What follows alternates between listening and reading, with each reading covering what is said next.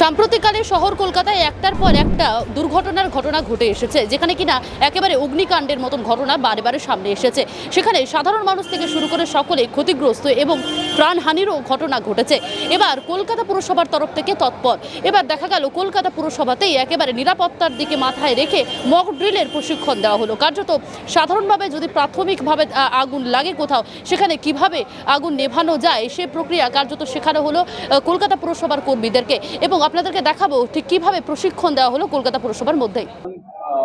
তাপ প্রবাহ অনেক বেড়ে গেছে এবং বিভিন্ন জায়গায় অগ্নিকাণ্ডর ঘটনার আমাদের কাছে প্রচুর খবর আসছে।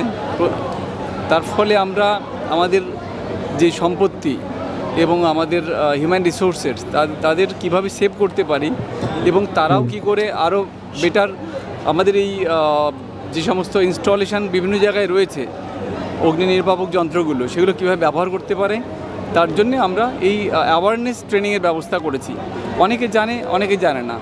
তার জন্যে যাতে আমাদের সবার থেকে হাতের কাছে থাকে আমাদের সিকিউরিটি অফিসার এবং সিভিক ভলেন্টিয়ার্স, এছাড়া সাধারণ স্টাফ। ওই সময় ছোটোখাটো যখন আগুনটা দেখা যাচ্ছে, ওই অবস্থায় যদি নেভাতে পারে, যেটাকে বলেন নিভড ইন দ্য বাড, একেবারে অঙ্কুরে বিনাশ করা, তাহলে বহু সম্পত্তি নষ্ট হাত থেকে বাঁচাতে পারি। মূলত কলকাতা পুরসভার সিকিউরিটি পার্টটা গ্রিন সিভিক ভলেন্টিয়ার যারা তারাই দেখে, তারা কি এতদিন তাহলে জানতো না যে কীভাবে নেভাতে হয়? এটা আমাদের রেগুলার প্রক্রিয়া, আমরা রেগুলার বেসিসে করতে থাকি এবং আমাদের বিভিন্ন স্টাফের বিভিন্ন জায়গায় পজিশন চেঞ্জ হতে থাকে।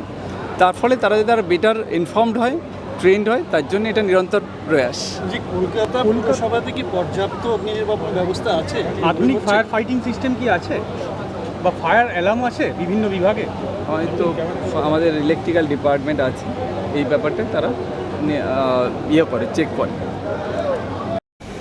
দিদি, আজকে তো কলকাতা পুরসভার তরফ থেকে আপনাদেরকে আগুন কীভাবে নেভানো হয় সে প্রশিক্ষণ দেওয়া হলো। কতটা কি শিখলেন, কতটা কি কার্যকর করতে পারবেন? অনেকটাই শেখা হয়েছে আমাদের।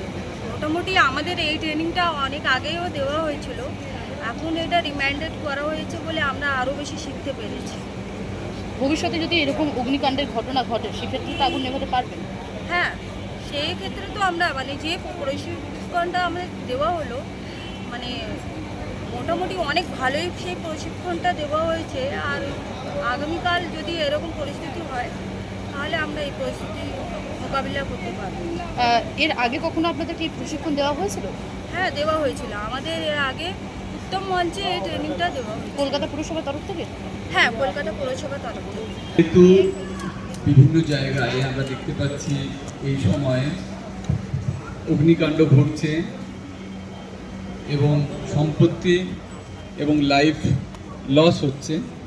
সেই জন্যে আমাদের সমস্ত পুরো কর্মচারীদের এবং বিশেষ করে যারা সবসময় সিকিউরিটির দায়িত্বে থাকে, আমাদের সিকিউরিটি স্টাফ এবং সিভিক ভলেন্টিয়ার্স এবং প্রত্যেকটা সেকশনের আধিকারিক বা স্টাফ, তাদের একটা ডেমনস্ট্রেশন আমরা দেখাতে চাইছি যে আমাদের যে ফায়ার এক্সটিংগুইশারগুলো বিভিন্ন জায়গায় ইনস্টল করা আছে, সেগুলো কিভাবে ইমার্জেন্সির সময় ব্যবহার করবে এবং কোন পদ্ধতি ঠিক, কোনটা ভুল, কীভাবে করলে তারা এটা সঠিকভাবে ম্যানেজ করতে পারবে, চটজলদি সমস্যার সমাধান করতে পারবে বা বড় কোনো অগ্নিকাণ্ড অ্যাভয়েড করা যাবে এবং আমাদের প্রপার্টি লস আটকানো যাবে। সেই জন্যে আমরা আমাদের টেকনিক্যাল স্টাফ, আমাদের ইলেকট্রিক্যাল ডিপার্টমেন্টের ইঞ্জিনিয়ার এবং আমাদের এজেন্সি সকলকেই রেখেছি এবং একটা ডেমনস্ট্রেশনের মাধ্যমে যাতে আমরা দেখাতে পারি যে কিভাবে আগুন লাগলে সেইটা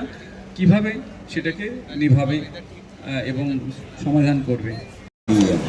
কিন্তু এটা সলিউশন নয়, এটাকে সাহস করে দাঁড়িয়ে থেকে আমাদের বিল্ডিংয়ে প্রচুর সিলিন্ডার আছে ফার্স্ট এইড। আমরা কেউ যদি সাহস করে একটা সিলিন্ডার হাতে করে নিয়ে সেই আগুনটাকে রুখি, তাহলে কিন্তু ছোটোখাটো, প্রথমে তো আর বড়ো লাগে না, প্রথমে ছোটো হয়ে আগুন লাগে।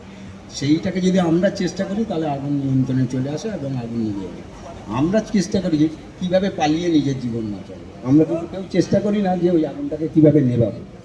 তা আপনাদেরকে ওই জন্য বলছি, এখানে প্রচুর সিলিন্ডার আছে, আপনারা যে কোনো একটা সিলিন্ডার নিয়ে সে যেখানেই আগুন হবে সেখানে সাহস করে গিয়ে যদি একবার ইউজ করেন, তাহলে আগুনটা নিয়ন্ত্রণে এসে যাবে এবং আগুন নিভেও যাবে। বাংলা হান্টের আরও খবর দেখতে নজর রাখুন।